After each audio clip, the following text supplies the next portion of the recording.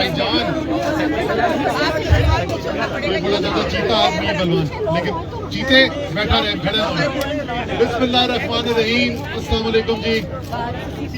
पिछले एक हफ्ते से कौम देख रही है कि ये जो हमारी गैर फितरी एक हुकूमत बनी हुई है, ये पीडीएम का जो बंदस्ता है, जिन्होंने पूरे पाकिस्तान मार्च की और 2 साल तक हम उनकी गर्दान यही सुनते रहे कि महंगाई का हल होना चाहिए।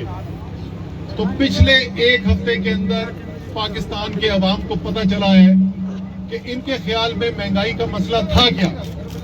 इनके ख्याल में इमरान खान जो आप लाइव है, ये इसलिए कि इनके ख्याल में इमरान खान जो हुकूमत के लिए करते हुए पाकिस्तान के अवाम के ऊपर महंगाई का बोझ कम करने के लिए मेहनत कर रहा था, जो इमरान खान की कोशिश थी कि किसी न किसी तरीके से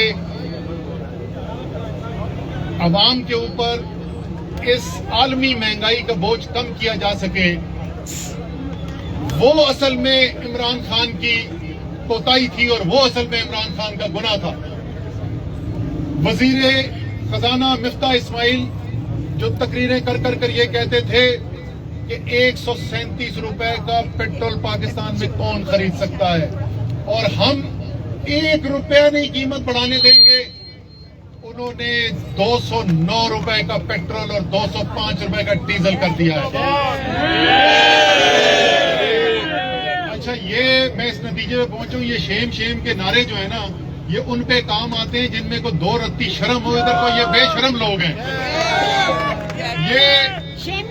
ये लोग पाकिस्तान की तारीख की सबसे बड़ी पेट्रोल की कीमत में इजाफा, एक हफ्ते के अंदर 60 रुपए का इजाफा।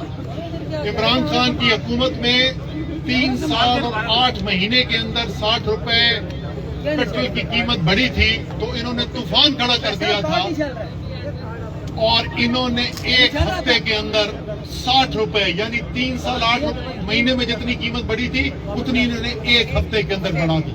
बिजली की कीमत जो फिर यही मिफ्ता इस्माइल, वैसे कल देखा था आपने मिफ्ता को, मैंने ट्वीट भी किया था, मैं उसको देख रहा था मिफ्ता को और उसकी बातें सुन रहा था अपने आकाओं के सामने सर झुकाकर जो बैठा हुआ था, तो मुझे पाकिस्तान का वजीर खजाना नहीं नजर आ रहा था। मुझे एक गुलामी की तस्वीर नजर आ रही थी।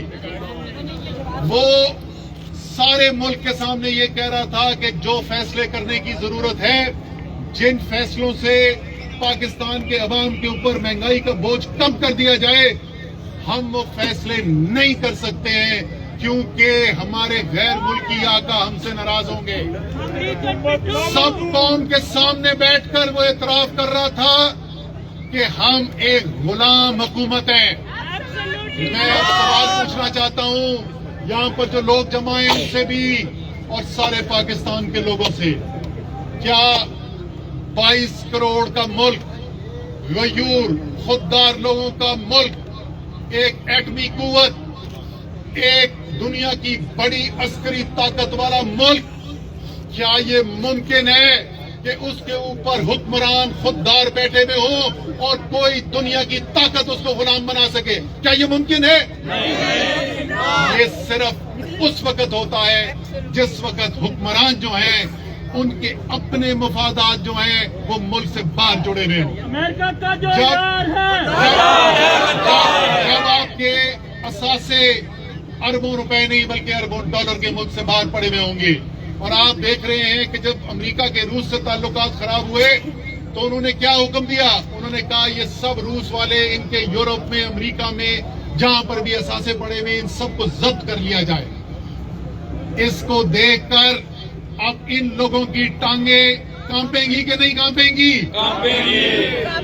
ये बल्कि सिर्फ टांगे कांपेंगी नहीं, इनकी तो कांपे टांगती हैं। ये लोग कैसे आजादी के फैसले कर सकते हैं? साथ हमारे वो कहता है सैंक्शंस लग जाएंगे। वो रूस वाले अगर मुझे बेचना चाहते हैं, मेरे पास आए तो मैं उनसे तेल लेने को तैयार हूं, وہ خدا کا خوف کرو. تمہارا وزیر اعظم کہتا ہے ہم بیکاری ہیں. کوئی بیکاری کے دروازے پہ آتا ہے اس کو بھیک دینے کے لیے؟ آپ کو ضرورت آپ کو ہے, عوام کو مشکل سے آپ نے بچانا ہے, اس لیے ذمہ داری آپ کی ہے. جس طریقے سے عمران خان اپنی ٹیم کو لے کر ہمیں لے کر روس گیا, وہاں پر صدر پیوٹن سے مذاکرات کیے اور وہاں پر سستی گندم اور سستا تیل اور گیس خریدنے کے معاہدوں کی بھی بات ہوئی, تفصیل سے بات ہوئی. پہلے وزیر اعظم کی صدر پیوٹن سے بات ہوئی, پھر اس کے بعد ہماری پوری ٹیم کی میٹنگ ہوئی ڈپٹی پرائم منسٹر روس کے ساتھ. اس کے بعد واپس آ کے وزیر توانائی حماد اظہر نے خط لکھا, باقاعدہ مذاکرات چل رہے تھے. یہ کہتے ہیں ہمیں خط نہیں مل رہا تھا, اب وہ کہتے ہیں خط تو لکھا تھا لیکن اس کا جواب نہیں مل رہا. یا تم پاکستان چھوڑ دو, مجھے یہ بتاؤ کہ اسی روس سے بھارت کیسے سستا تیل خرید رہا ہے, شری لنکا کیسے سستا تیل خرید رہا ہے, چائنا کیسے سستا تیل خرید رہا ہے, یورپی ممالک کیسے سستا تیل خرید رہے, ان پہ سینکشنز کیوں نہیں لگتے؟ بات سینکشنز کی نہیں, بات آپ کی غلامی کی ہے. آپ کی اپنی آزاد حکومت ہوتی, اگر آپ کی طاقت پاکستان کے عوام ہوتے تو آپ بھی عمران خان کی طرح دلیر ہو کر آزادی کے فیصلے کرتے.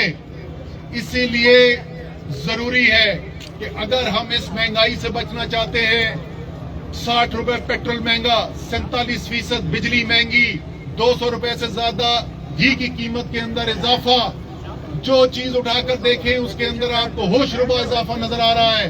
روپے کی قدر کے اندر ڈالر کی نسبت 24 روپے کمی آ چکی ہے جب سے طریقے عدم اعتماد آئی ہے.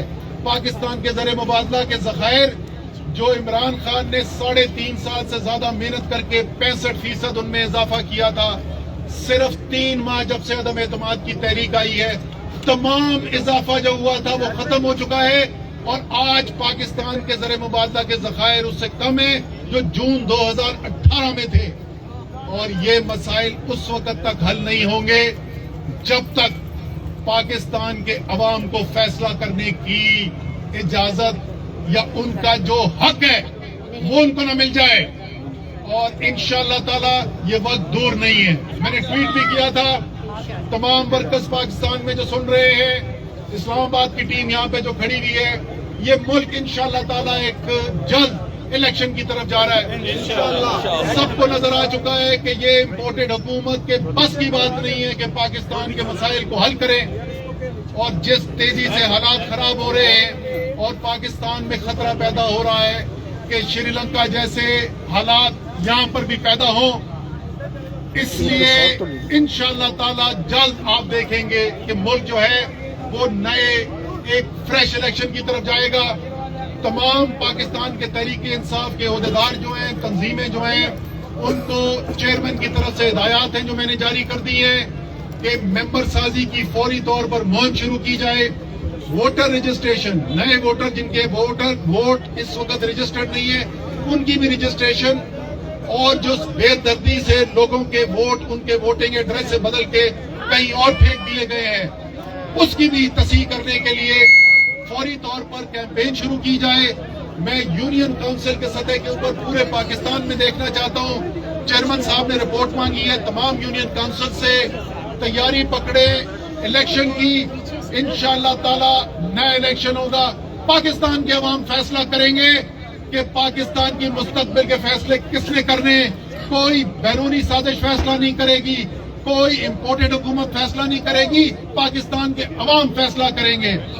آخری بات, ایک تو میں آخر میں ایک درخواست کرنا چاہتا ہوں اسلام آباد کی انتظامیہ سے, اور اس کے بعد میں جو چیئرمین عمران خان نے فیصلہ کیا تھا بہت سے لوگوں نے اس پہ سوال پوچھا ہے تو اس پہ بھی میں مختصر طور پہ بات کرنا چاہتا ہوں.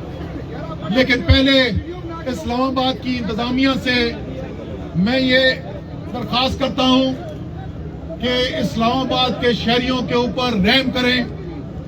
جہاں پر یہ امپورٹڈ حکومت ڈیزل اور پیٹرول کی قیمتیں لے گئی ہے تو یہ لوگوں کی استطاعت سے باہر ہوتا جا رہا ہے. تو اسلام آباد کے اندر گھوڑا چلانے کے لیے اور کچھ لوگوں کی خاص فرمائش ہے کہ کھوتا چلانے کے لیے بھی پرمٹ جاری کیے جائیں. لوڈ شیڈنگ جو ختم کر دی تھی عمران خان کی حکومت نے، وہ جس طریقے سے نہ صرف اسلام آباد پورے پاکستان میں ہو رہی ہے، اس لیے فوری طور پر ایسے پنکھے جیسے ابھی یہ سیمی ایس ڈی ہماری سینیٹر صاحبہ نے پکڑا ہوا ہے، ایسے پنکھوں کی بھی ضرورت ہے، یہ بھی عوام کے اندر ڈسٹریبیوٹ کیے جائیں. یہ تو میں ویمنز ونگ سے کہوں گا تحریک انصاف کی کہ آپ سب کو جو ہے نا پنکھے ڈسٹریبیوٹ کریں. آخر میں جو عمران خان صاحب نے بات کی تھی اس پہ میں بات ختم کرتا ہوں کہ کیوں انہوں نے دھرنا ختم کرنے کا اعلان کیا، کیوں وہ جلد دوبارہ اس وقت کال نہیں دے رہے ہیں، سپریم کورٹ کے فیصلے کا انتظار کر رہے ہیں. جیسے انہوں نے کہا کہ وہ پاکستان کے لیڈر ہیں، ان کے دل میں تمام پاکستان کا درد ہے، ان کے لیے صرف تحریک انصاف کا ووٹر اور سپورٹر نہیں، وہ ساری پاکستان کی قوم کو اپنی قوم سمجھتے ہیں. وہ کہتے ہیں کہ یہ فوج بھی ہماری ہے، یہ پولیس بھی ہماری ہے. یہ جو مہنگائی کا طوفان آ رہا ہے اس کا اثر ان سب کے اوپر بھی ہوگا. تو ہم یہ نہیں چاہتے کہ پاکستانی قوم اور پاکستان کے سیکورٹی کے ادارے آمنے سامنے کھڑے ہوں. اس لیے امید ہے کہ انشاءاللہ تعالی سپریم کورٹ ایک اچھا فیصلہ کرے گا اور ایک پرامن طریقے سے پاکستان کے عوام کو اپنی اظہار خیال کی آزادی کا حق دیا جائے گا. اور اس کے بعد جیسے میں نے کہا انشاءاللہ تعالی ہم جا رہے ہیں نئے الیکشن کی طرف. پاکستان زندہ باد.